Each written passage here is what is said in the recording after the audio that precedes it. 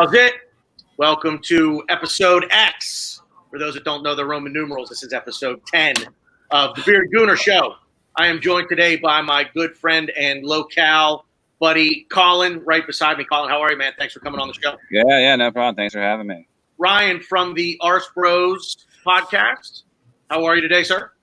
What's up? I'm excited. My German team got promoted, Stuttgart, so I'm excited. No. It's like Sean Connery. I'm not. Stuttgart. But yeah, other than that, things are good. Hopefully, another easy 3 points tomorrow first. Ryan, do you want to shout out the Arse Bros right now? Yes. Okay. So we're coming back. We're going live tomorrow at 7 a.m. Eastern Standard Time. So for England, it's noon. For all you fuckers, I don't know. Check your phone. You can do that shit. But yeah, it's gonna be crazy. It's gonna be off the rails. Max and Manny, I've already spoke to them a little bit today.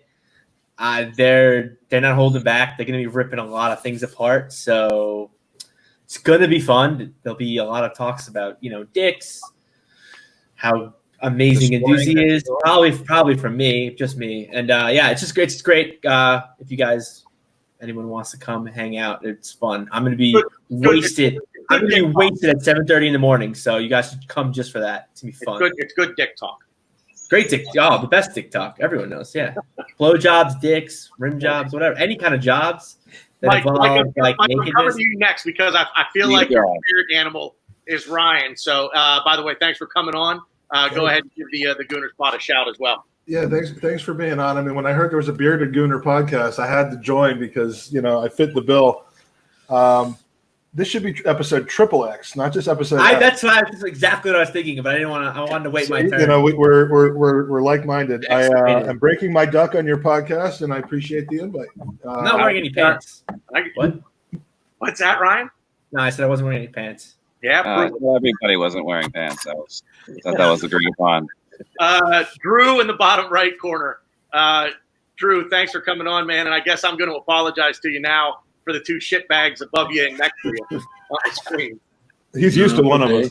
I feel bad for the Stuttgart supporters. So hey.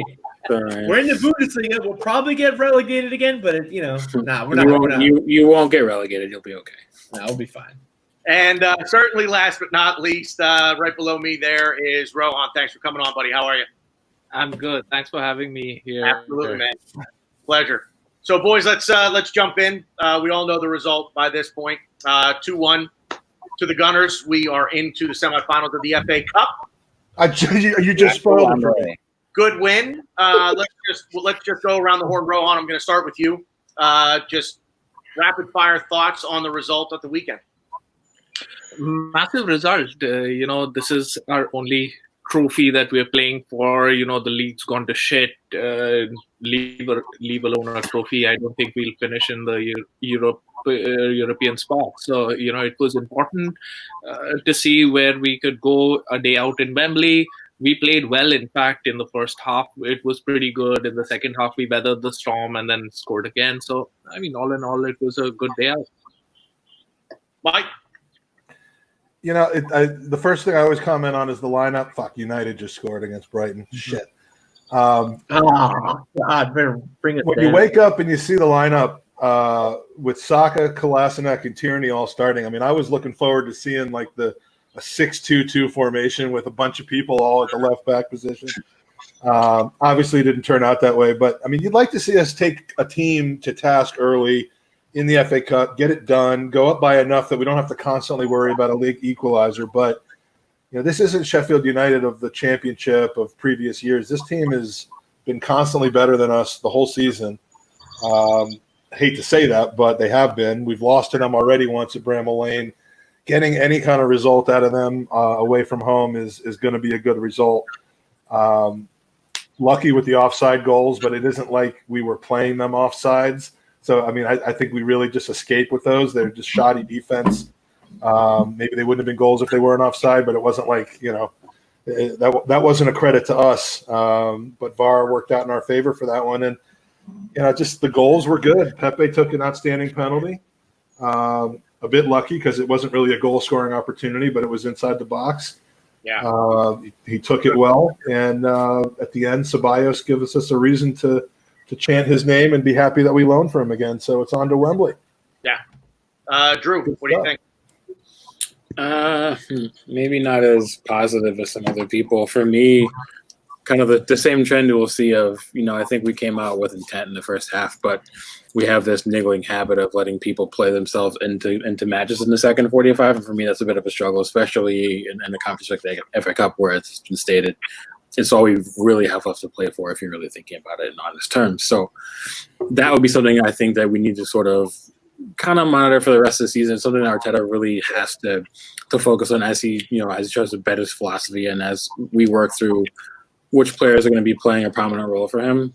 I think that's kind of my only biggest complaint, but I think it's a large one that bears some attention, and we saw it in other matches as well. So, I mean, despite the debates around how much quality we do or we don't have, I think one of the biggest differences between us and the teams around us and ahead of us is that they can kill teams off early, something that we historically did, and what people kind of affectionately term as, better days. But we certainly struggle with that. Currently, we struggled with it under Emery. We struggled with it in the final years under Arsene Wenger. So that, for me, needs to be something that needs to be addressed pretty quickly.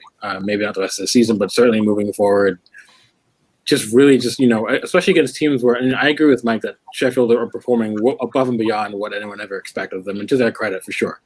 But, think of the Brighton match as another prime example, where that's a match where we really should have been comfortable, and in the latter stages, and we weren't. So that'd be my biggest complaint. But for on a happier note, I'm glad that we're into the semifinal and we still have a trophy to play for. So it's not all doom and gloom, but I always try to look at the negative aspects as much as the positive ones. So be objective. Be objective. I like it. Ryan, I know you didn't get to see the thing live. You caught it on replay. Give me your best thoughts on what you did see. I think game by game we're getting better tactically. I think we're following Arteta's plan better. I don't know, maybe he's explaining it. I don't know, but we're playing better and better, at least tactically. I think also too, game by game, at least for me, it's becoming more apparent that we don't have the players and we need better players. And it's not so much Arteta. It's not his subs. Yeah, questionable subs every day. You could question them every game if you really want, but I think when it boils down to it, we're playing better. Formation, I think, is slowly coming. I think people like Kolasinac shouldn't see the light of day anymore in an Arsenal shirt. But that's besides the point. I think tactically we're doing a lot better. We're moving the ball, progressing it really well. No real complaints here. But I'd have to agree with what Drew says.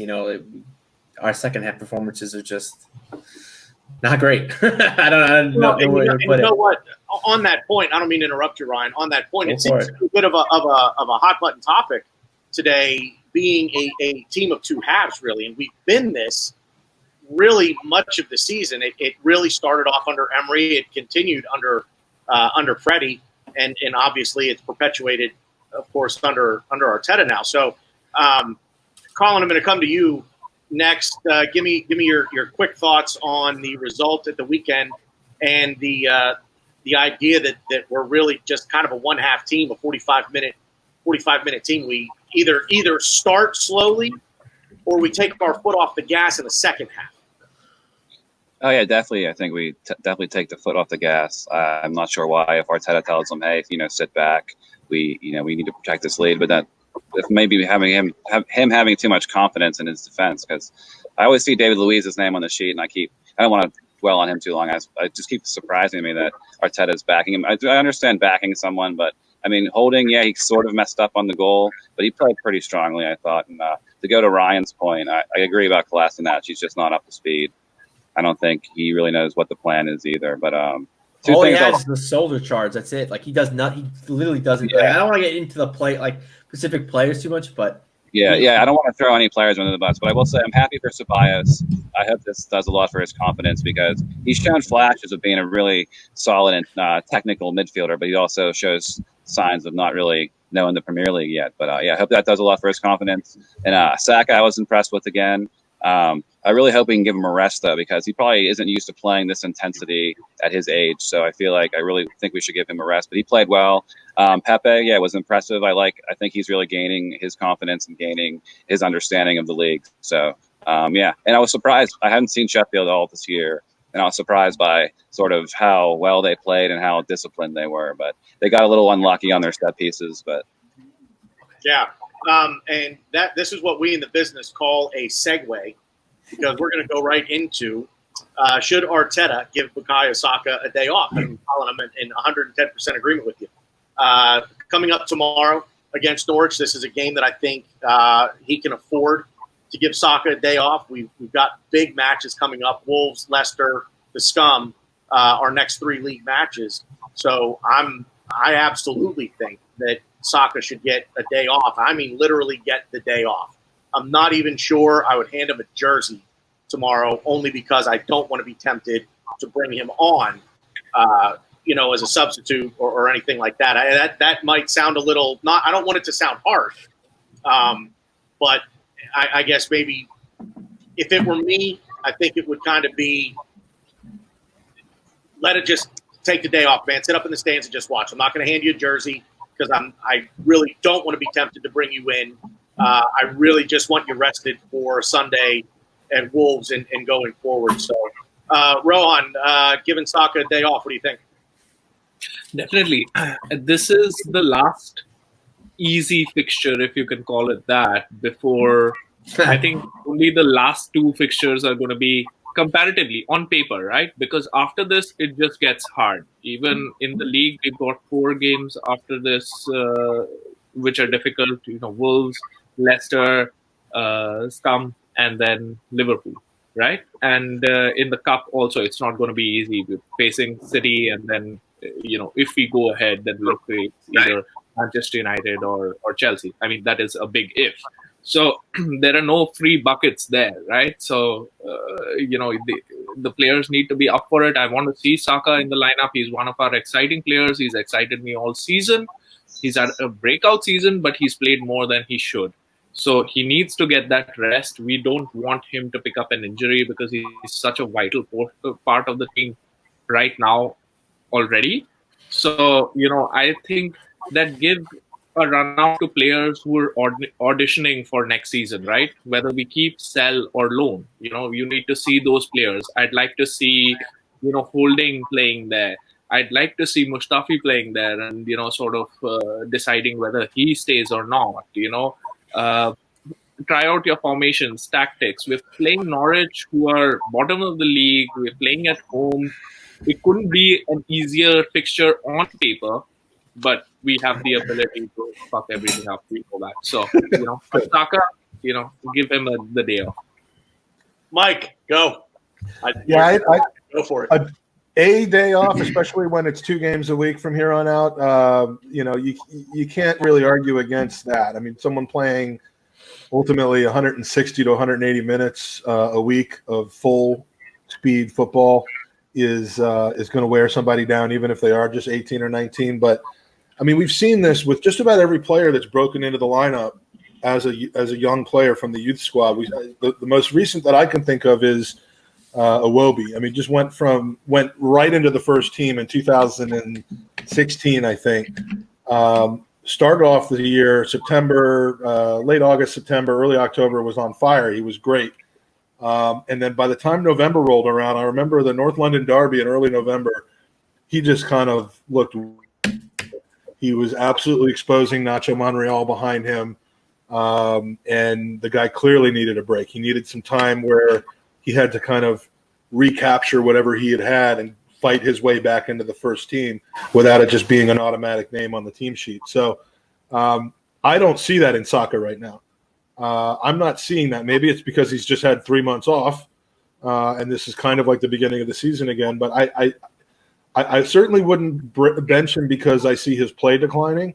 I would just do it for rotation purposes. And I guess as much as I don't like hearing, and I know where it's coming from, as much as I don't like hearing that we have an easy game coming up in Norwich, and we'll talk about that, I'm sure, when we do the predictions, it's probably a better time to do that than others. So I can see giving him a break, but not an extended one, not one that's like what I think Iwobi needed and ended up getting in that instance.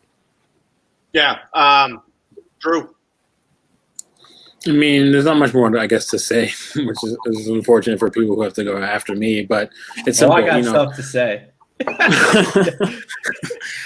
Just, I mean, the nature of it, as it's been stated, we have a really tough fixture list coming up for essentially the remainder of the league campaign. So, and it's important that you go with your players that are not only just fit, but they have to be informed as well if we're going to try to maximize the amount of points we collect. So you would imagine that Saka is going to be playing a relatively key role in the team moving forward. So, and we can all agree that it's a good time to play Norwich, although they're only 6 points from safety, so they have it all to play for in their season. So there's no even they're not going to be potentially a pushover. I know their away form is absolutely diabolical in terms of if you look at the table, but they're still going to be motivated, and they do have players of quality who can cause us problems if we're not really mentally prepared for that match. So it's not going to be easy, but on paper, as we said, it doesn't get any easier on paper. But I do think he needs a rest, and you'd like to hope that maybe you see Martinelli come into the team if his fitness is okay, give him a decent run out, try to get him back into some sort of playing form, because we're going to need him moving forward as well, because we're not quite sure what's going to happen for the rest of the season. So that'd be what I would think about that. Yeah, Ryan, you have an opinion on this? I take it. Well, sorry to say, Drew, Martinelli's out for the season, so I don't think he's coming. But we need to sit him. I don't think he's going to fall into the same thing as Guendouzi. But when we had I don't want to even say his name, but the last coach we had, or manager, whatever the fuck you want to call him, he played Guendouzi's balls off for what? Like in a couple months, he was the first on every team sheet. Played his dick off. There was games where he should have came off, where he wasn't even playing well. He stayed in, kept playing a full 90. So I don't want it to happen to Saka, because look what happened to Guendouzi. I mean, I don't think he fell completely off the face of the earth, but definitely didn't do him good that he was getting the slap on the butt when he wasn't playing like an all-star like he should have been doing. So I don't know, but it's just tough, because that's the thing too, is Norwich isn't easy. Like we would have all said Brighton was an easy game, and look how that turned out. So I mean, they have some guys that I'm sure all of us would love to have on our team, like Max Aarons, Jamal Lewis, Cantwell, maybe others. I don't know. That's only 3 guys that come out to me, but so we should win. Obviously 3 points, but this is how it was with Brighton. 3 points, 2 points. Yeah, we got this. But yeah, like everyone's been saying in front of me, if we're gonna do something, this is the time to do it. Brighton is an easy game for Manchester United. Apparently, Yeah, right. 2-0. I hate Man U so much. By the way, that's not a bad little stadium down there. It's in the middle of nowhere. There's absolutely nothing around it. You have to take a train to actually get to the Amex from the train station getting into town. But it's a pretty nice stadium. No, it's a stadium that's built for the Premier League, even though they haven't spent a tremendous amount of time in there. It's perfectly Premier League ready. And the train thing sucks, but the downtown area of Brighton is beautiful. I unfortunately was at the last loss that we had at Brighton. And, it's a good day out, but it is a good day out. It is. That was the last time Olsen got an assist. Let's get something. I saw him play. That was the game I saw. So, but it's a good day out. Brighton's a cool little town. I just wish they had a cool little team that could stop making Man U stop beating us. Barcelona. So, yeah, they got Glenn Murray. Come on. Yeah. Well, hey, they have a defender that I would take at the Arsenal in a heartbeat. I would take Dunk and Duffy. Yeah, I'd take them both. Yeah, I've been impressed by Dunk from what I've seen the 2 games. So.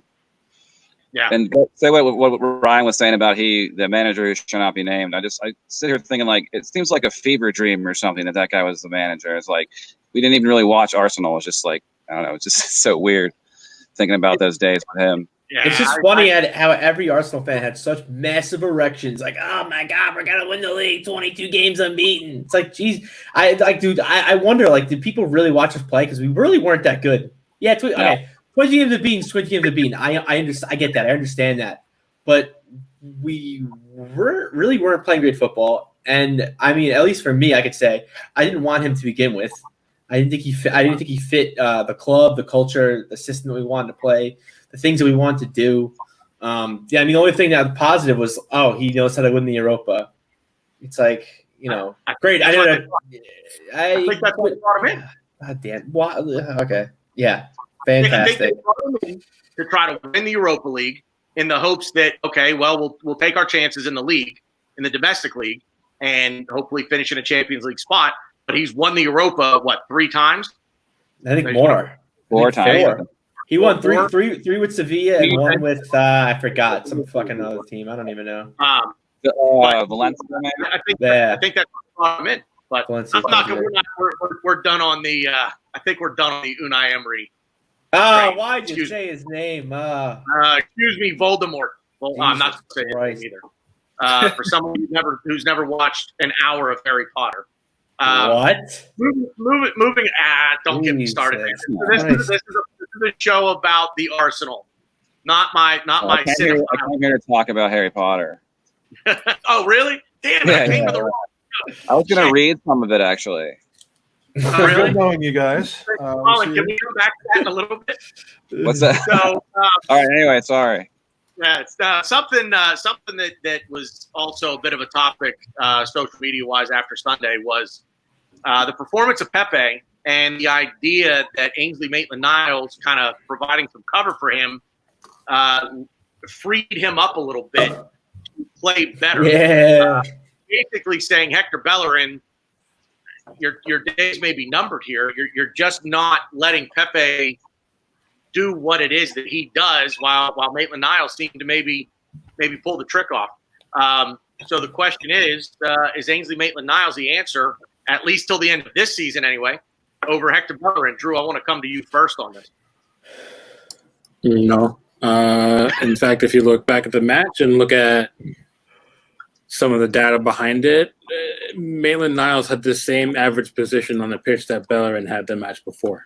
It wasn't the fullback that was fixing the problem. It was the midfielders that were fixing the problem. You had, when Bellerin was playing, you had Ceballos in the 11, and he was dropping deep to come get the ball, which is what he does. That's how he shines. But Willock was driving play forward. He was in more advanced positions on his heat map, so you can see that he was actually freeing space. He wasn't dragging players in towards Bellerin, thus kind of cutting off his passing lane to Pepe. Also, Pepe's got to make those runs as well. But when you have a central midfielder who's dragging defenders towards him, that'll let Pepe operate a little bit further forward as well. He doesn't have to drop back as much, and then therefore MBN can make a more progressive pass. Bellerin didn't have that option, so tactically, I think that's completely incorrect. Whether if Bellerin going to play a large role for the club moving forward, especially in the wake of what the comments that Mikel Arteta made was today about Cedric's signing, about how he thinks he offers more that he wants in a right back for Arsenal currently, for what he wants tactically, that's a different story. But I don't think that Maitland-Niles was magically the end-all be-all fix. I think you have to look at other tactical things that happened around the match to look at what the solution was. So I don't just say it's something as cut and dry as that. But, I mean, everyone's going to have their opinion. I just think that it's interesting. It's a tough one for me because I feel like people have been looking for a stick to beat Bellerin with for a good 2 seasons now, and I think they finally think they found it. And so now they're really kind of hammering that one angle. But again, I don't really think it's that simple. And he's also coming back from an ACL, and that's one of the toughest injuries to come back from when you're an athlete. So his pace is never going to be what it used to be, and that's unfortunate because that was such a strength for him. But, there are plenty of fullbacks and wingbacks in Europe that don't have blistering pace that are still highly effective. It just all depends on how you deploy your players, the tasks you have them put through on the pitch. It's just there's so many different variables. It's just never cut and dry, white and black that way. So. Yeah. No, well said. Very well said. Love it. Rohan, what do you think? So, I think like all Arsenal fans, we were massive fans of Hector Bellerin when he broke into the scene, right? And we always wanted him to sort of develop into that player that he could be. The first season that he showed, that game against Bayern Munich when he, sort of stole the ball and assisted Ozil. So, all of that is great, and I wish that Hector Bellerin comes back. And this is too early to judge because he's been out half the season because of an ACL injury, which takes time to recover. But I think what Hector Bellerin generally needs is he needs competition. Without competition, Hector Bellerin just sort of drops off a couple of notches, and then he's just not good enough, right? So I think AMN provides that backup. One.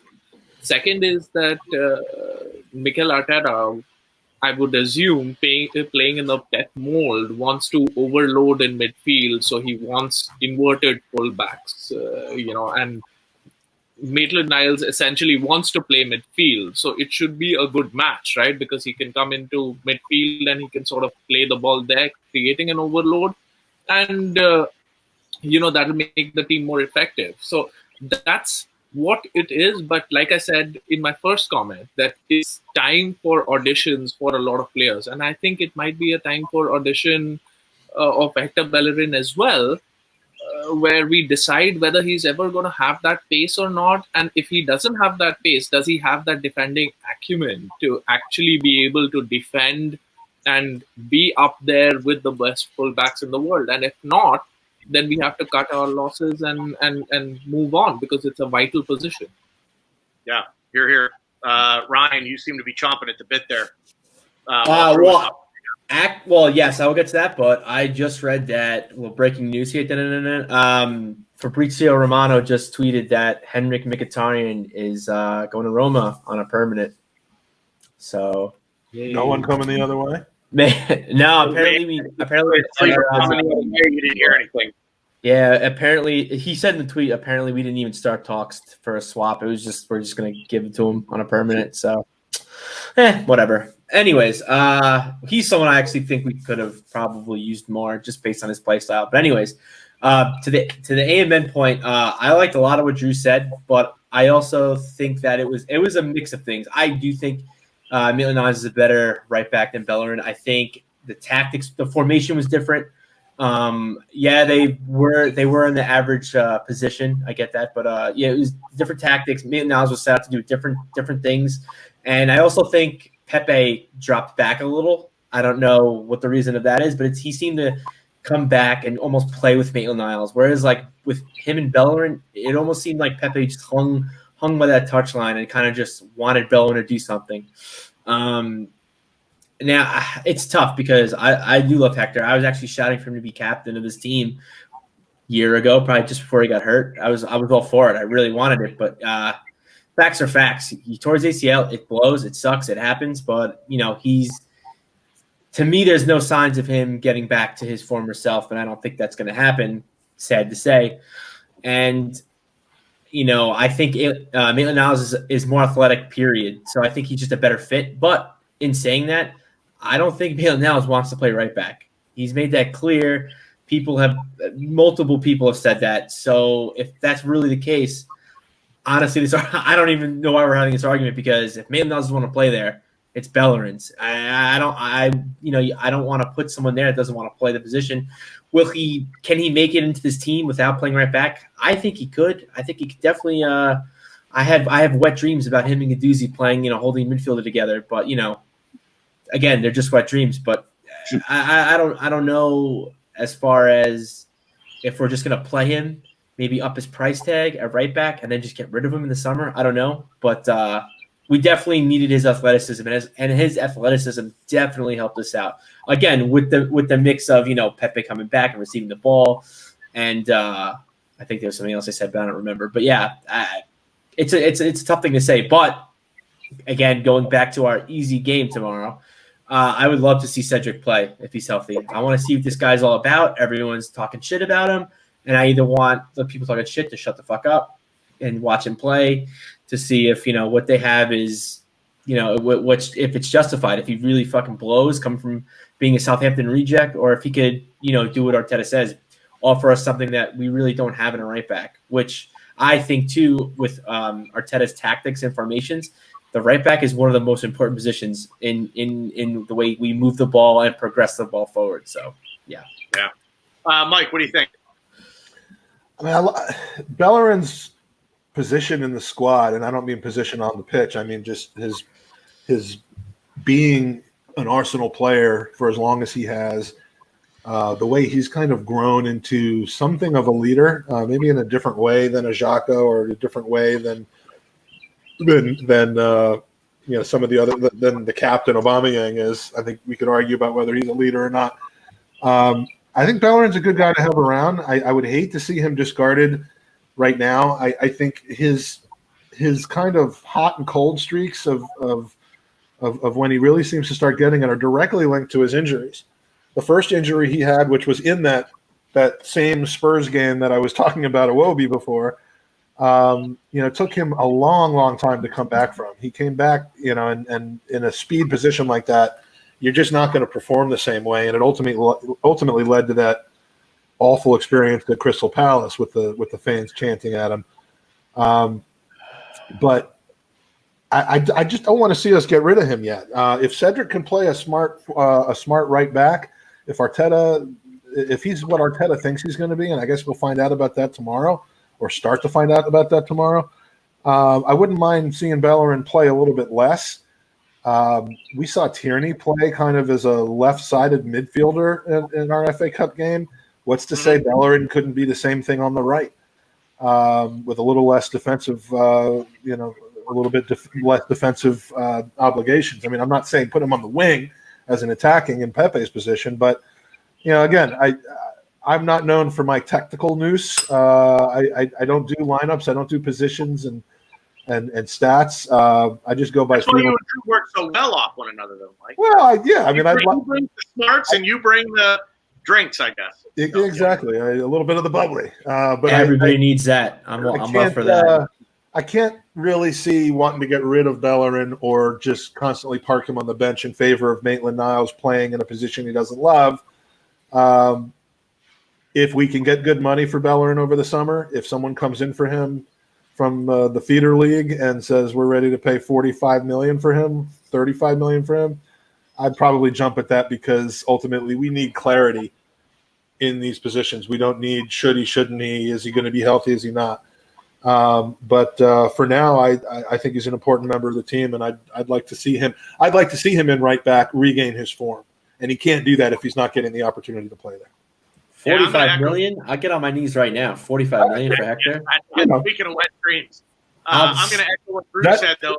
That's what I was offered to be on this pod, so I mean, Whoa, he's paying 45. He only offered me 30. You can't see what's going on below the screen.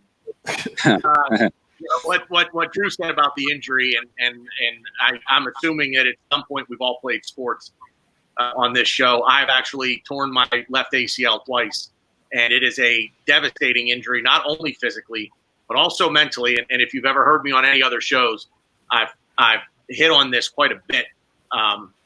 It's a tough injury to come back from mentally. Physically, it's an 8 month. It's easily 8 months to get back, and mentally, it's at least probably 2 years before you're fully confident on that knee. Drew and I have been hearing about Tom Canton's ACL for 5 years now. What's that? Drew and I have been hearing about exactly. ACL for like 5 years now. So I get it. But yeah, I think there's still some injury hurdles, quite frankly, for Bellerin to come back from.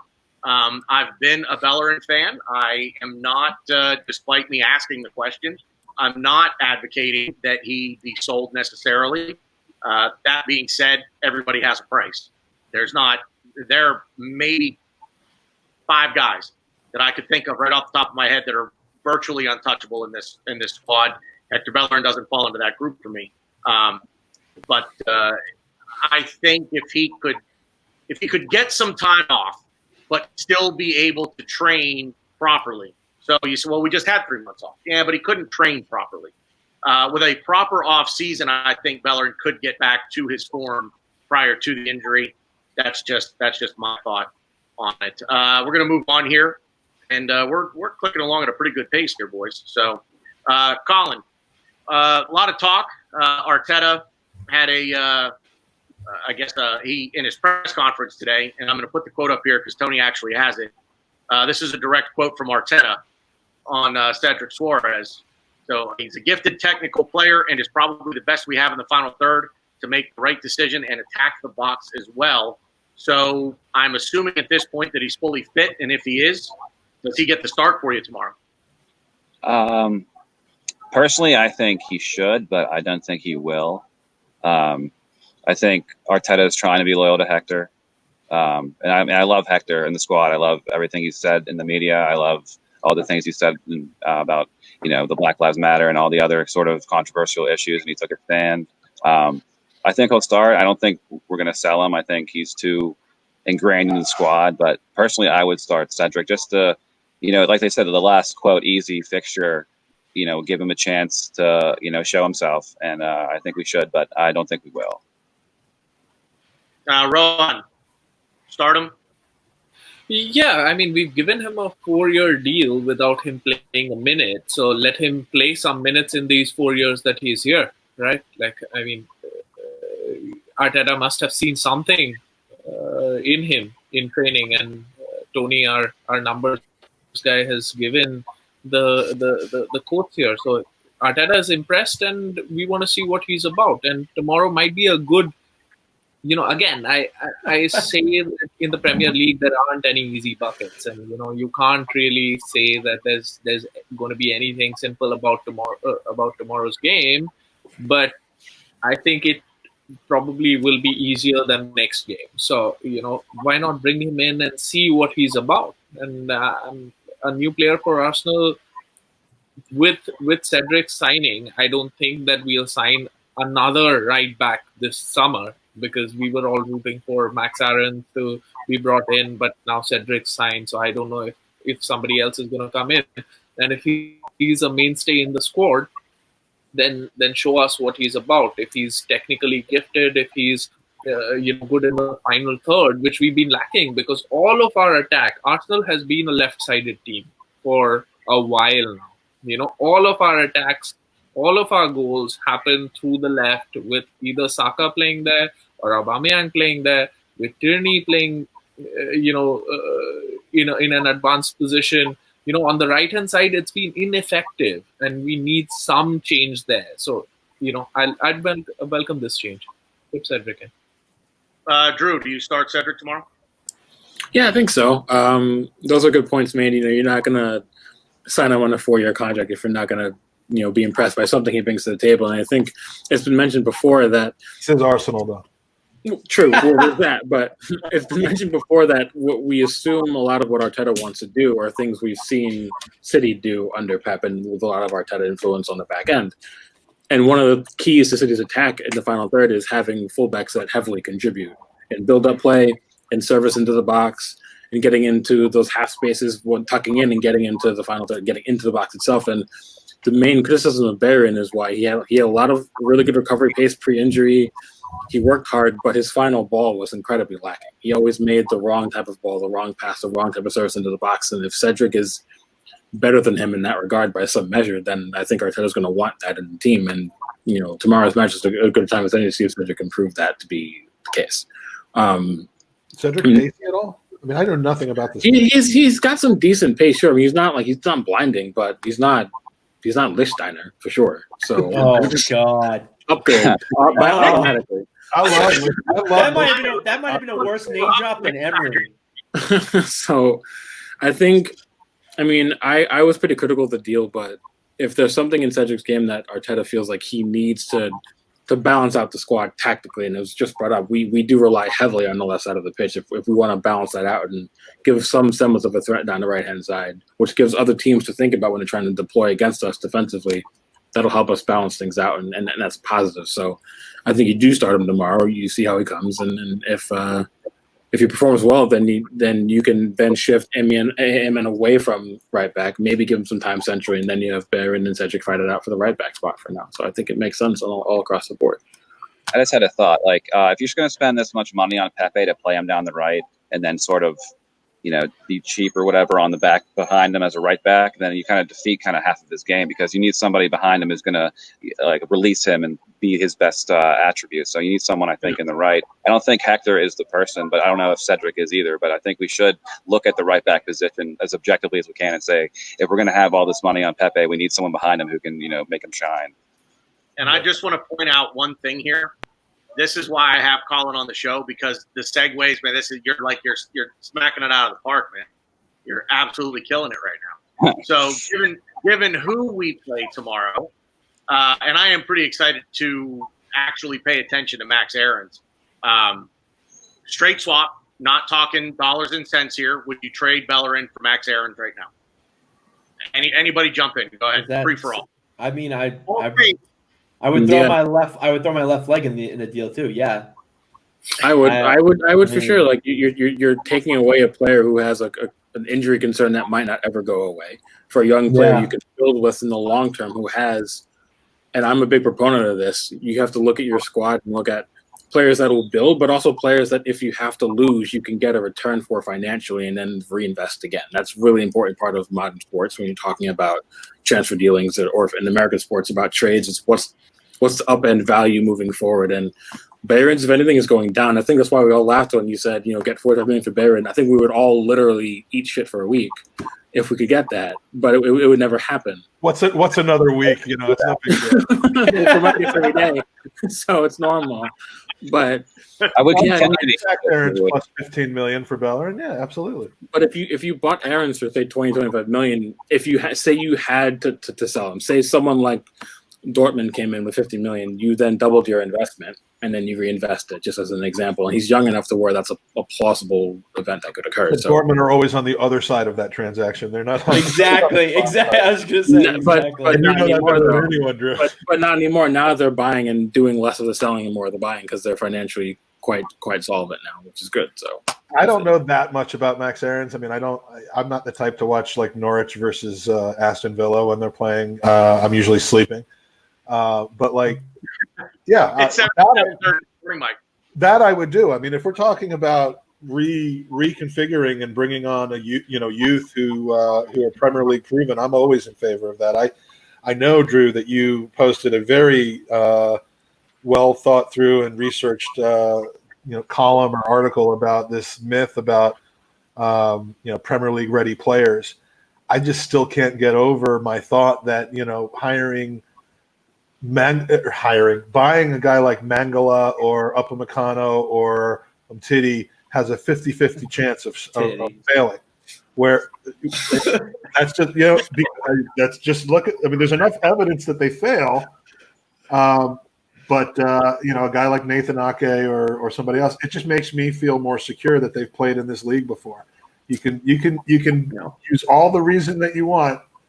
I just think that a guy like Max Aarons be better than bringing in someone from the outside. And at this point, Bellerin's injury proneness and the fact that he does take a long time to get back up to speed would have me do that deal for sure. But whether we're playing him against or Ainsley Maitland-Niles, I think we need to try to get Bellerin to be the tops that he could be. But if you can get rid and bring somebody in like that, then sure. So we got to buy players like Max Aarons. It's like a no-brainer. Initially, I was thinking that we could get Max Aarons as a backup to Bellerin, or as a competition rather to Bellerin, and he would be. That's what the next one is, right? Like for a club that gets relegated, you could pick out a few of their players, pick off a few of their good players at a cheaper price. They'd be forced to sell. Just look at Liverpool, who picked up, Robertson, who picked up Wijnaldum. These are great buys, right? And, with Arteta's training skills that we've heard from his time at City, I'm sure that he could get, these players even better. So, we should look at that. I completely agree. A player who's played in the Premier League has a better chance to succeed in the short term because he's used to the league. Every time we buy a player, they spend 6 months just trying to, get used to the English weather, which isn't helpful, right? And I would have got him for, as competition to Bellerin, and then maybe move Bellerin on. But I don't think that's going to happen now because we've signed Cedric Suarez. So it's a question of whether I'd sell Bellerin to buy Aarons, and if till the end of the season I don't see that he's either got his pace back magically, which I don't think will happen, or his defending has magically improved, which I don't think it will, I would sell him. So I would sell Hector Bellerin for Max Aarons. I think the Premier League ready is an important aspect there, because I think a lot of the failings towards the end of Arsene Wenger's reign was he kept bringing in outside players instead of some of the talented players that, like you said, Wijnaldum and Robertson and players like that were their teams were relegated. And I think he looked over kind of those relegated players and tried to buy from outside. And I think that's sort of why we got stuck with a lot of players from the other leagues that didn't really gel with the club. Yeah, is there just while we're on this topic, and something that I've heard a lot, Drew you could probably go first on this one. I think you'll have a good opinion on it. Is there and it might be a myth, but is there in fact a premium put on English players within the English game?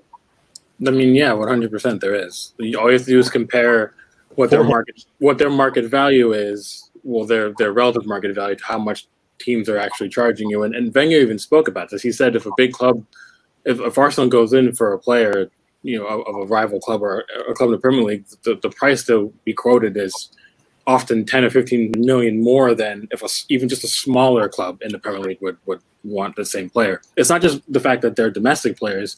It's when a club has a lot of money and they're a big club, the other clubs are going to try to drain them for every penny that they can. And they're within their rights. They're within their rights to do that. It's not that it's some sort of bad business practice. If anything, it's a good business practice. But there's a reason why over the last 3 years, City have only bought 2 players from the Premier League. Spurs have only bought 1. Chelsea have only bought 2. Other big clubs are not really buying Premier League players. It's because of that fact, because they don't want to get charged through the nose for, if you can go to an outside league, say the Eredivisie or the Bundesliga, and get a player of equal value in terms of ability for half the price, why wouldn't you do it? Financially, it makes the most sense. The risk, of course, is that player going to settle or not? But then there's also no indication that just because a player plays in the Premier League doesn't mean he'll settle at the new club. But it's not just about changing leagues. It's about, do you fit the club as well? The club, the manager, the system involved. Do you mesh with the players? It's not just about, I'm already in England. Well, my life is made easier for me if I stay in England. Or I'm coming from Germany. Now things are harder. Yeah, they might be a little bit harder, but it's the same risk regardless. And I'd rather take a risk if I'm saving money to where I can spread that across the squad and buy more players to fill out the depth. That, for me, is how I would handle it. But that's a good. Oh, yeah, absolutely. Yeah. Go ahead. That's a good summary. That's a good summary. Yeah. So, with all that, then what is a realistic selling price, and not from an Arsenal standpoint, but from a Norwich standpoint? If they're relegated, what's a realistic selling price or asking price for Max Aarons? So I don't think because of COVID. I'll just jump in. Yeah. So I think this summer is a little bit different from every other summer, right? Yeah. First, we've got COVID, because of which, so Norwich aren't the biggest club in the world, right? Now they're going to be forced to sell some of their big assets because they're going down to the Championship. We'll see how much appetite they have and which players they keep and which players they sell. But if we make the right offer, they might be forced to sell.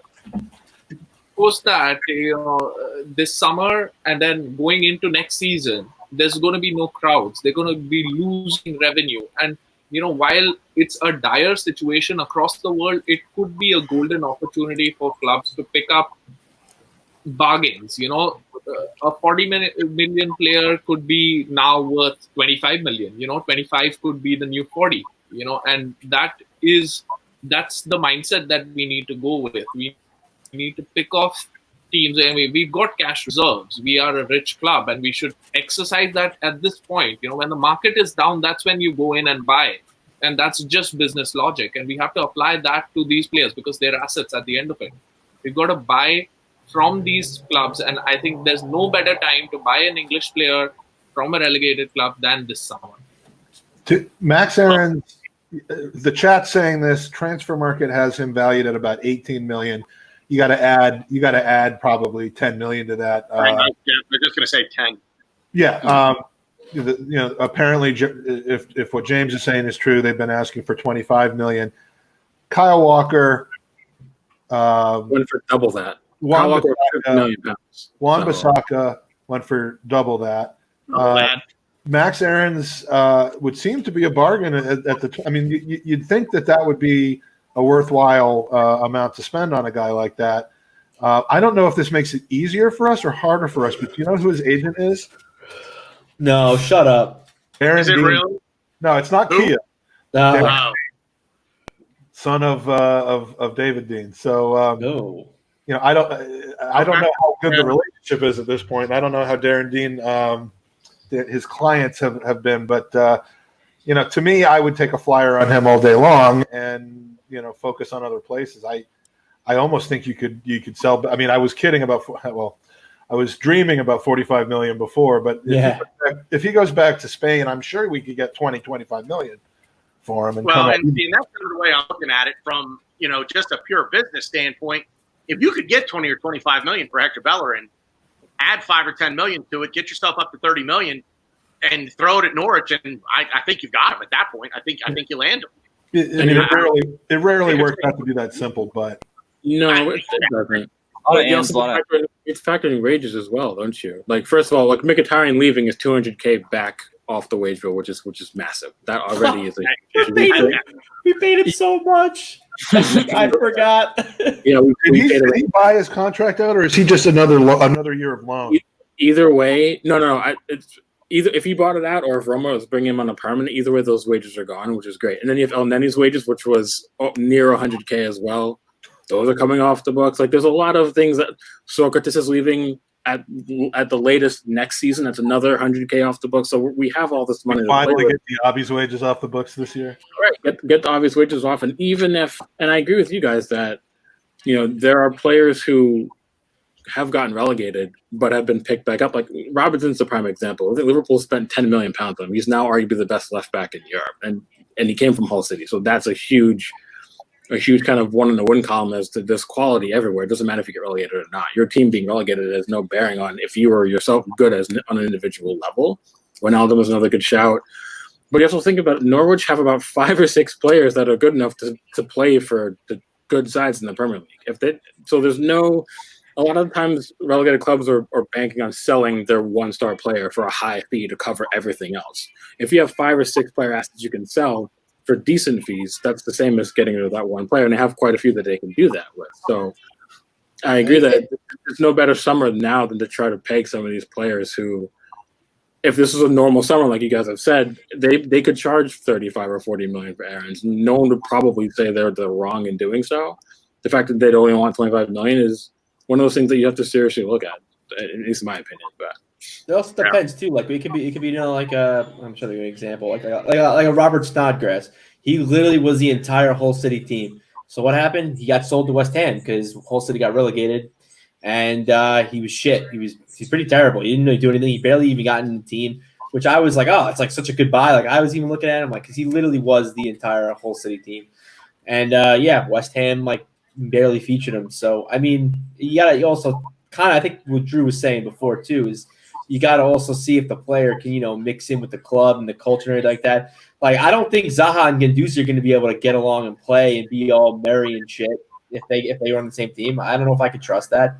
They wanted to kill each other last time we played them. So, I mean, it's also, depends a lot about interpersonal relations and just figuring out, like, what pieces fit and what friendships, can happen or, not happen. Well, we're talking about bringing in players. This is an interesting one I just wanted to bring up. But Santi Cazorla, having a hell of a season over in Spain, has been vocal about wanting to return to Arsenal. Would you take him on a 1-year deal? He would get roasted in the Premier League. I love him. He's the man. He would, and I'd still give him the 1-year deal. I would, I probably still would too. He would get wrecked. It's that guy. Yeah. He'd have circles run around him at this point. Yeah, I mean, Xhaka gets circles around him still, like right now. So I mean, I don't know. I'd probably take him anyway. But but if he's coming in to coach with Arteta, that's something. So I would take maybe like a 1 year and then have him come on the coaching staff. That'd be pretty dope. Yeah. And the state of our club that he could still come in and do better than a lot of our midfielders, right? We'll sign him for a year, and in his very first game, he's going to snap something. And why would you say that? I mean, because I've been following this club for a long time. Yeah. I mean, look, I'm just being realistic here. Come on, that's what I'm paid for. 45 million for Bellerin. Right. 3 million. Previewing Wednesday or tomorrow, I guess. Wow. Yeah. We've already kind of hit on the easy easy fixture. Mike, I know your take on this. I'll let you go first. Just preview the match real quick and then give me a prediction. Don't give me a prediction if you don't want to. I get the superstition thing. I'm right there. I know you. I know you. You saw me yesterday talking about that, but I mean, it's so bad for me. Back when Mustafi started his career, and we had won like 22, or we had been undefeated in 22 straight games with him. I got all high on Arsenal, and I predicted a 6-1 victory against Everton. The very next game, we shit the bed against them, and since then, I generally don't predict wins. And like, we're just such a contrarian team. I know I said this yesterday, but like so many people before that Southampton game, if you just kind of did a survey on Twitter, and people do this, predictions for the game, everyone thought we would drop points or lose against Southampton. And that was the only reason that I thought we might actually pull out a result. Likewise, I think everyone's thinking that we're going to win against Norwich, and I got a little worried about it. This is the easiest game for us, supposedly. So, of course, we'll start Cedric. We'll give Saka a break. We'll play Balogun at the number 9 to see if we can, make a last-ditch attempt at holding on to him. Matt Macy will play. Bellerin will be a right wing, and we'll lose 8-2. That's my prediction. You forgot, though, Jacques doesn't get sent off. Or Luis. I don't know. Maybe both. Who knows? Well, and the thing about Cedric, you never asked me whether I would start him or not. We don't have to start him because he'll come in after 15 minutes after somebody else gets hurt. So he'll get to play no matter what. Now, I think this has every opportunity to be a 1-1 draw, and that's me just kind of being cautious and trying to be a little superstitious. But I just don't think that we can afford to think that any game is easy at this point. Oh, 100%. Yeah, you can't. I don't care what sport it is. If you look at a game and think that this should be a walk in the park, you're going to get run. I think I agree with the draw. I think 2-2. It depends. I mean, if Aubameyang can't score, no one else can. So we'll see. They are a center back short due to the red card against United, but I still don't trust their defense. When has that ever helped us? Yeah. Rohan, what do you think tomorrow? Yeah, so it's not going to be a walk in the park. On paper, we should beat them because we have the quality. But what's been our undoing season after season, hundreds of times, has been the fact that these players think that they've made it. They think that, just because they play for the Arsenal, and they walk onto the carpet, that they have the divine right to win a football match. It doesn't work that way. You've said it yourself, Tanner, that hard work will come out on top every time, right? So so they have to go in with that competitive attitude, know that these 3 points are vital going into the weekend, which is not going to be an easy game at Molineux. So we've got to win this. I think that we can pull it off. I think how dire they are, they won't just a draw isn't going to do them any good. So they've also got to go for the win, and that might sort of play to our advantage as well. I'd predict a win, maybe a 3-1 win, and that's what I'm going to predict for tomorrow. Yeah, you're with Ray on that one. By the way, I don't mean to interrupt, but with Drew's comments about the Premier League, guys, I'm looking at Manchester United right now with a back four of Luke Shaw, Harry Maguire, and Aaron Wan-Bissaka. Like they clearly haven't gotten the message yet. And I'm not claiming they're good or that those were reasonably priced purchases. Certainly not. I just thought it was interesting. I would have totally agree with you on that, but just seeing Harry Maguire's leadership and the lack thereof of what we have, I would totally pay 80 million, 84 million? 80 million for Maguire. I know. I'm talking crazy. I'm feeling it. I had one too many Poland Springs, but I'm just the sheer the inept lack of leadership. I don't know if it doesn't even make sense. I don't even care. We have no leaders on this team, and I'll fucking pay 84 million for fucking Harry Maguire. I think leadership is. I know I'm talking crazy. Replace a lack of leadership with with any other players. I think leadership and leaders in general is the cause of almost every single problem on this team. Directly, indirectly, it has a part. It has a part in this team. I think not having a leader is such a detriment to this team. Maybe I'm the only one that thinks this, but I think it's such a, I don't think anyone would disagree with the sentiment about leadership. I'm just not sure about $84 million for Harry Maguire to be probably not. I'd probably have to talk up the ledge a little, but we could have a lot of inspirational speakers who can't even play football come in for a lot less than that, and probably. Hey, I don't want to say this again, but two mentions is way too many. But Liechtenstein, I'm sure, fucking commanded that. I love that guy. Commanded that dressing room. I love that guy for everything. In the North London derby, he was the first one to throw down. He wasn't even on the field. He was ready to fucking butt heads. He was on the sideline. So yeah, fuck yeah. But I'll tell you right now, I'll have those boys ready to run through a brick wall. It doesn't mean I can smoke. So. That Harry Maguire point is great, right? Like, I don't know if you guys saw this small clip after the last game that came out in which there was a back told pass. Luke Shaw to turn on. It was short, and he sort of managed to scrape it through. It went to Maguire, and Maguire just yelled, "Fucking switch on!" And that's Luke the Shaw attitude that you need on the pitch, right?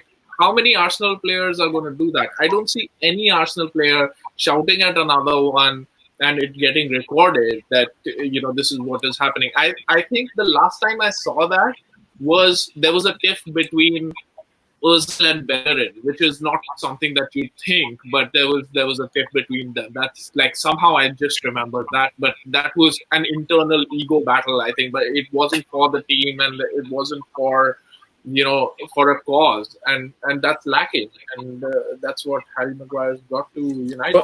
So two things. One, paying $84 million for Harry Maguire is like a classic New York Yankees move that I can't sanction, and I'm a Yankees fan, so I got to tell you, I'm not about that. That's the first thing. The second thing, fan. Oh, get out! I'm sorry. My brother is too. Wait, Brian, what'd you say? I'm a Mets fan. He's a Mets fan. It goes hand in hand with Arsenal. Fair enough. That's true. Fair, but to the second point, my team are the champions, by the way, right now. Shut it. The issues we have at the culture is not about having a captain that's a leader. It's a systemic issue of players holding themselves accountable and holding each other accountable. That's the bigger problem. You can have the most vocal captain on the planet. It doesn't matter if the rest of the squad isn't holding themselves to a certain standard and holding each other to a certain standard. If you look at teams that have that culture, you'll have a 21-year-old player that just came through the youth ranks screaming at the captain for fucking up. That's that level of accountability that you all have to have together. We don't have that. That's the bigger problem. So you can pay 65,000 million pounds for, not that that math makes any sense at all, for Harry Maguire to bring him in, but it's irrelevant if what is that? Everybody else if they won't even hold the captain accountable, hold your midfield partner accountable. Sure, Drew, I want your answer because the last, I think it was Ryan. I don't think you were there. Rowan, you might have been. I think you were there for this. We got into it about how the captain is chosen.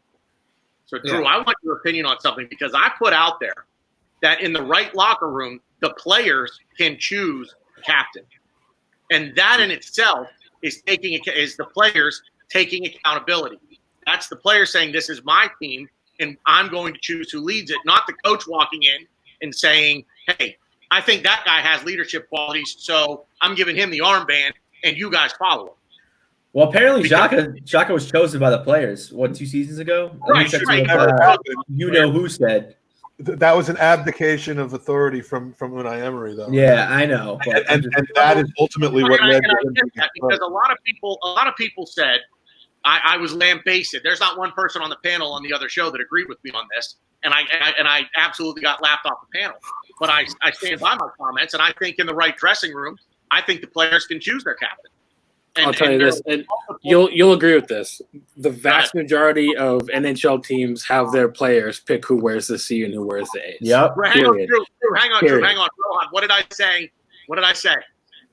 Did I not make that exact? Go ahead, Drew. Sorry. The vast majority. And as someone who, I've been coaching for 16 years, and the one thing that I will do is, I've been at 2 different schools in the last 4 years. The school I'm at now, this is my first year. But the other school, when I first came in, in my first year, I asked the players, like, who was your captain last year? Who do you think has leadership qualities? I asked them because they would know. I haven't been there before. I don't know them yet. I'm getting to know the players. I can't possibly know for a fact just by seeing them in training in the first week or two who is going to be the one, because players can always deceive. They can show one thing, but they're really about something else. If you know, when you're a collective community of players and you know each other very well, you'll be honest with yourselves and you'll hold each other accountable and say, this person knows what it's like to lead, and this is the person who I want to fight for and fight with, etc. It's important, and I do think that players do deserve to have a very large say in who becomes captain, if not the say.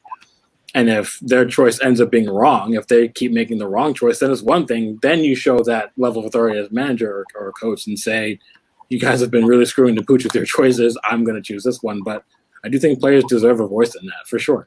100%. I like what you said about being one way, showing one side, and then having a completely different side. I think of like Sanchez a little bit because he tried to be a leader. It looked like he tried to be a leader on the pitch, but then I heard in the locker room he was just, he would sit by himself and he, pretty much shunned his teammates. So it's sort of like being a leader on the pitch isn't purely about who's trying the hardest or who's stropping the most when they don't get their way. I mean, I agree that Sanchez had qualities that it would have been nice for other people to have, but to me, that didn't make him a leader. That made him. Exactly. Dan, please. And that's also.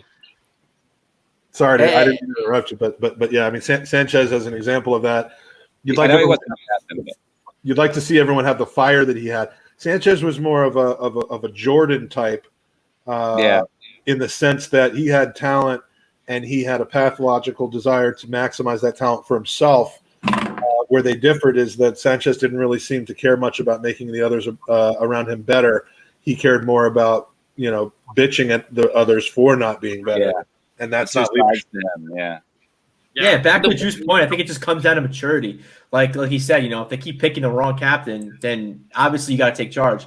And I think, you're in a professional environment. Like, I think you should be able to pick the captain, because I've said this on another podcast. There's a difference between picking who you think the leader is and picking the most popular person on the team is. We need a leader. We don't need to. And I think Aubameyang is the most popular person on the team. I mean, you probably maybe make an argument from one or two guys, but I would think he's probably the most popular person in the locker room. And being the most popular person in the locker room does not make you a leader, and it's not the same thing. And I think that kind of shows to me we don't know if the players picked Aubameyang after the whole Xhaka thing. We don't know how this whole thing went down, but if that was the case, it just shows kind of a lack of maturity from the actual team. Because if you can't pick a leader, if you can't pick someone who in the heat of battle you're gonna look to, and you're gonna almost I don't want to say take lessons from, but if you need someone to command the team, to bark orders. And while I see what Stan's saying about how it's different, apple and oranges. Yeah, they're two different sports, but a leader's a leader. But they're professional. It's to me, they're professional athletes. And you're exactly right. It's a level of maturity, and this question was posed to me on the panel on the other show was, do I think that this Arsenal group would actually pick would it be a popularity contest among the players as to who they chose for captain? And because the level of maturity in that locker room and the lack of leadership, I agree with that. I do think it would be nothing more than a popularity contest among this particular group of players for who the Arsenal captain would be. And I think it would still be Aubameyang. But I don't. Does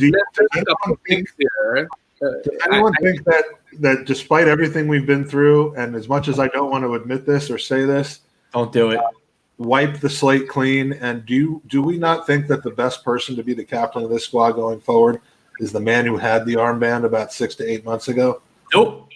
I grilled him, hated him for what he did, didn't take his side, couldn't care less what was happening on social media. I put that on the player to ignore and disregard to a certain extent.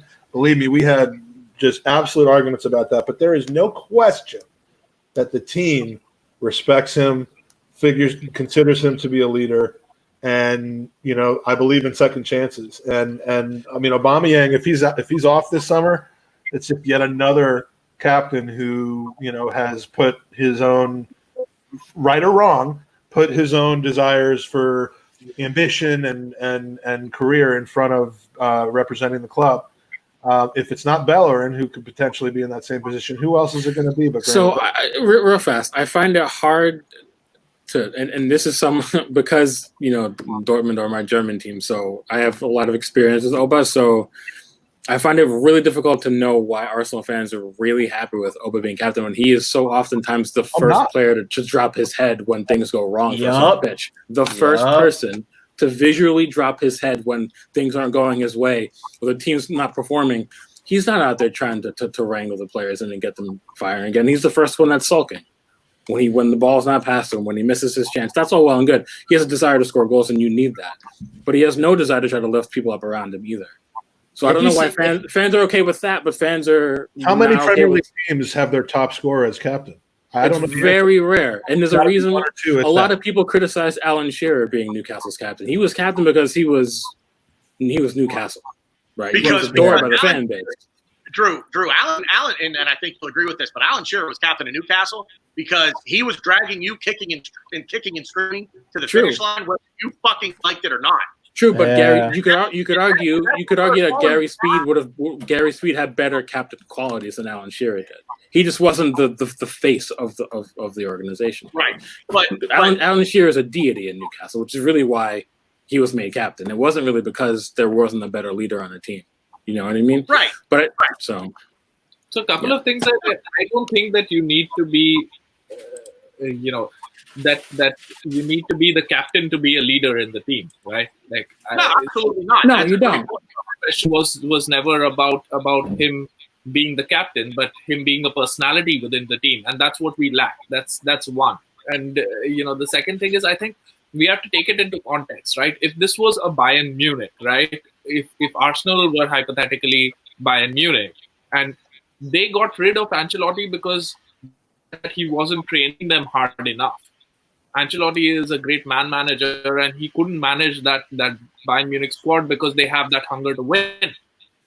If Ancelotti was at Arsenal, they would have loved him because they would have loved him because he wasn't working them hard enough. Yeah, we would have loved him when we were in the Champions League next year. Quality that Arsenal squad has, which is why you can't trust them with captaincy, because they're going to make the wrong decision. They're going to choose their friend. It is like me choosing a captain here, and I'm going to choose my friend. That's they lack professionalism. That's one. Another thing about that's right. When you go into a school or when you go into a new camp, you don't know the players, but these are internationals. I mean, everybody knows that. Unai Emery had a dossier prepared on all of these Arsenal players, so everybody knows what these players are about. You don't know them personally, but you know them on the pitch. Without knowing any of the Arsenal players personally, we know that they lack leadership. How do we know that? Or we know somebody else has leadership. Gary Speed has leadership. So we know that because we've seen it. So given that, for this Arsenal squad, I think it should be the manager making that decision because I don't trust the Arsenal squad enough to make the right decision there. So there's a point you made there that I'm gonna, and I hate to keep talking. There's a point you made that I'm gonna disagree with. You can have as many days as you want on players for how you scout them in matches. Most leadership from a captaincy or the captains does not come from match time. It comes from any time outside of when you're playing. There's a famous story about Arsenal during the Invincible season where there was one morning training session where the training level was piss poor. And Patrick Vieira literally collided through somebody and said, wake the fuck up. And 5 minutes later, everyone was training to the level that they needed to be. This happened in training.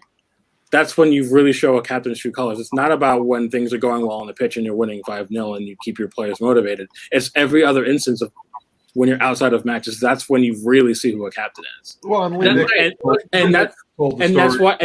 why I think that I do agree with some extent that I don't think you can fully trust the players to pick, but I do think they can have a say, and you should take that under heavy consideration. But I do agree that we're looking at a bunch of players now who would probably pick someone like an Oba because he is a character. He's funny, so he keeps your spirits up. He likes to joke around. But having your spirits lifted through humor that's part of being a captain, sure. But that's not what would, for me, qualify as what a captain is. So who would who would you name? Who would each of you name as the captain if you just if the season was beginning today with our current players and the current, Ozil. No, I'm just kidding. I'm kidding. I reluctantly but definitively would say Xhaka. If it's not Xhaka, I would pick Bellerin because If it's not Xhaka, who would you name? I would probably pick Bellerin because I think it's not just the fact that he has been at the club for a long time or that he knows the ins and outs. It's how he carries himself on the pitch, how he carries himself off the pitch, what he projects as an Arsenal player. How he carries himself in the media, how he handled the scrutiny that happened in the wake of AFTV's bullshit. All these things, his maturity and his level of professionalism are kind of what I would want as a captain. So no, that would be my choice. I'm sorry? No Balogun? No, definitely not. That would be my pick. I see an interesting choice in the chat, but Tanner, you might want to slump down your trail a little bit because I do not want to see your erection right now. But I'm actually going to say Kieran Tierney. I think he would make a great captain. Yeah. I know he's new to the team. I know. And that's the only and Ryan, that is the only reason why Kieran Tierney is not the captain of Arsenal Football Club right now. Probably because of your erection. I'd give it to that's too. And looking at all of your reactions, you all agree with me. Yeah, I think if it's two or 3 years from now, I think you'd be shocked if he wasn't. I agree. To me, you can't have a captain that doesn't belong in the starting 11, and Xhaka does not belong in the starting 11. Bellerin, I think, can. But Xhaka needs to be as far away from the starting 11 as possible. So this is a conversation blown out by the statistics over the last few months. I don't want to. Yeah, I know. I used that with Tony in the chat if he's still watching, and I fucking hated myself. It was like a hate fuck with myself the next day. But he's not good enough. He's terrible. I don't want to get into Xhaka. I'm gonna. My face is already turning red. I see it on the camera. We got about 10 minutes here, fellas. We're going to wrap up. Rohan, go ahead. With this Arsenal team, again, if Vieira was in this Arsenal team and he clattered into someone, he'd probably be hated by everyone else and they'd boycott him and not call him. He'd get benched. He'd be cast off in the reserves. That's how the squad is right now. And, he could do that because he had Thierry Henry, he had Bergkamp, he had Perez, he had Ljungberg, he had so many other players beside him who were at that level, and who would understand that we need to be at that level. So, and Arsenal just doesn't have that right now. Sanchez, in my opinion, was the guy. Of course, he had his negative attitudes and he was, borderline antisocial, I think. But he had that winning attitude, and nobody really liked that. So, that's a problem, and which is why I just don't trust these players. They have to be at the top level and have to have the desire to be there for many years before I can trust them with any of these decisions. That's on the captaincy, and then on Xhaka being captain. I've said this before on other podcasts that I feel that he has good captaincy traits. He has good leadership. But unfortunately, he's a shit player. That's the minor issue. So it's a minor issue. He's just not good. Yeah, it's a very, very minor. I love it. Right? Because you can't have the captain of making a mistake every other game, and then the other guys are going to be like, "What are you doing, man?" Like that's the issue with Xhaka. But out of these softies that we have. I think Xhaka is captaincy material, or like we said, Tierney. I like what he says. I like what he does. If he can get a run in the team, then I think he should be given the captaincy. Apart from that, it's the same old that we've heard for the last 15 years that we lack leaders. This is why we got to sell so many of our players. We need so many people because of exactly what everyone's saying. This whole entire podcast. We're not professional enough. We're arguing over who, we can't even decide how these players can pick a captain. Like, to me, it's a very basic thing. I think it's a very easy thing. I think us six, obviously we would have disagreements on who we each, because we are right now, or disagreements of who we think should be captain. But like, if we were on a team right now, I think we all can come to a consensus in a mature, maybe not mature, but like a positive way to make a captain, and I just these players, man. These players. That's all. These players. Let me pose this question to the chat and to Rohan. when you guys say unprofessional, do you mean every footballer or do you mean Arsenal Football Club? Because do you think that there's not one team in the Premier League that is capable of choosing their captain? Like I said, I think Bayern Munich could choose their captain because they've got players who understand what it is to play for them. They know what's required. But Arsenal, I don't think so. And just looking at the other Premier League clubs, there's only two Premier League clubs who can set any example for anyone else, right? Manchester City and Liverpool. And both of them have such charismatic managers that they won't let it go to the players. They can decide for themselves. They know the vibe of the team. They know the heartbeat of the team. And they can sort of get a lieutenant who can be his messenger, but is also liked by the team. That's what the coach's job is to do. I mean, the job is man management, really. You don't need to be the best coach in the world. Sir Alex didn't, he didn't go and put cones on the field. He didn't run training exercises, but he was a great man manager. And this is one of the attributes that the manager should have. And if he can't basically detect the pulse of the team and pick the right captain, then that is something that's wrong. I think there's so many variables in deciding how. There are. I mean, I'll be honest. Yeah. I'm sitting here. I have the United Brighton match on right now, and an example. I bet you, I would trust the Brighton players to choose their captain. Yeah, I mean, they're not the greatest team in the world, but I would trust that team to choose the right captain. I don't even know who their captain is. It's either Dunk or it's Dunk. It's Dunk. Is it Dunk? So I was thinking about like last season, how the players voted Lacazette the player of the season, and how he showed like a lot of passion. And I was thinking about that when I was watching the Sheffield United game. I mean, I don't think he wants to be an Arsenal player anymore. Not just because of the lack of playing time, just because he doesn't have that passion anymore. He doesn't seem to want to play anymore. And it's just like last year he could. I think he regrets coming here, which I don't blame him because like look at him now. Like he was starting to get into that French squad for the longest time. Since he joined us, he doesn't even like get even like a mention or anything. I think he totally 100% regrets coming here. And I don't, like I said, I don't blame him. So it is what it is. Yeah. I feel like we could do a whole show on this topic. I really do. Real quick, just Colin, to your point about the players voting Lacazette Player of the Year. And I mean, I don't know if you guys are NFL fans or not, but I'm going to give an example here. NFL players, different sport. I'll do it, Darren. Would much rather, yeah, right. God forbid. Football is completely different from every other sport in the world. They're professional athletes, period, and they're all paid ridiculous sums of money. At any rate, in the NFL players would infinitely rather be chosen as all pros than voted to the Pro Bowl. The All-Pro is chosen by the players.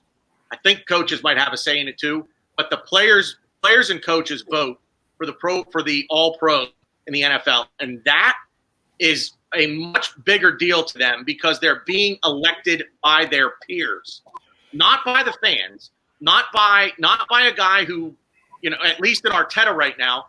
To Drew's point, you can have all the paperwork on players if you want, but until you spend 2 or 3 months with them in training through a season, you're not going to know their personalities. So you go and sure, you read a paper and, well, it was some other guy's opinion. And opinions are like assholes. We've all got them and they all fucking stink.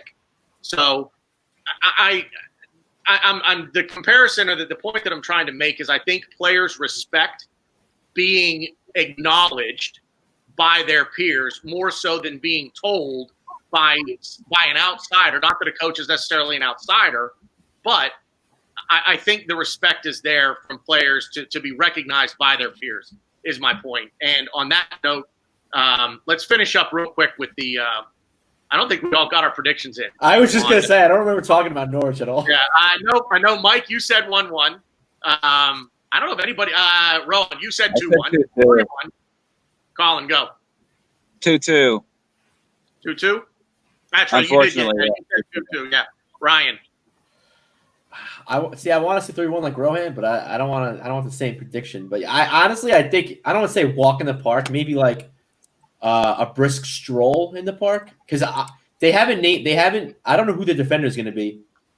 So in every game they've played since they came back from COVID, they don't have a defender in their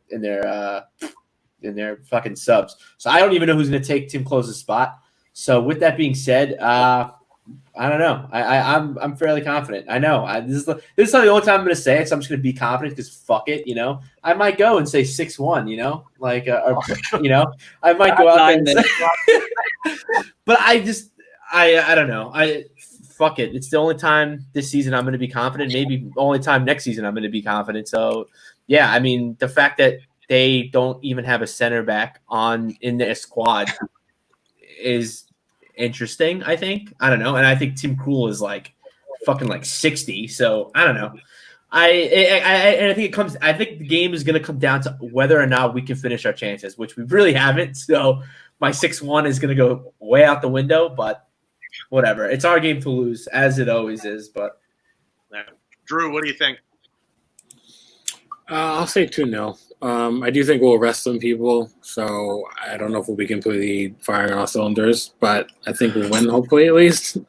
Knock on wood for a clean sheet. So, yeah, I'll go 2-0, and I'll be positive for once in my life. So.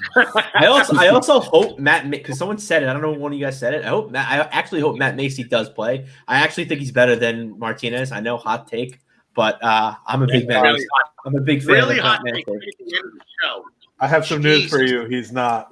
He's not better. Yeah. Well, I'll politely disagree. I'm a big. He might be a better shot stopper, but as an overall keeper, he's. I do like Martinez's distribution, and I don't really value that. That's why I'm I have a huge boner for Leno.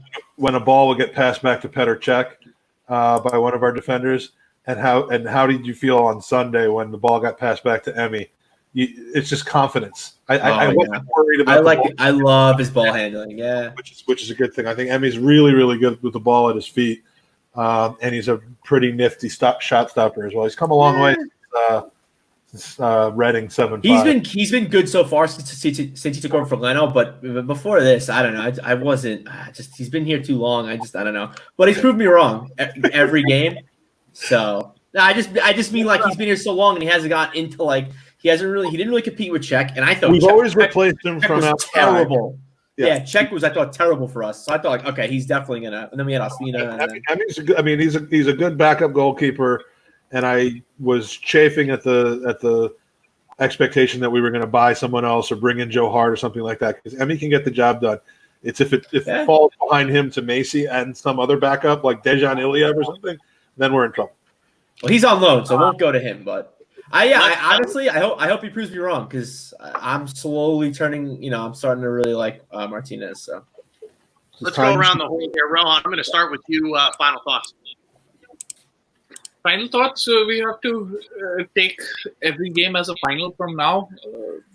Just go in there with the right attitude. I want to see a little bit better from Mikel Arteta as well.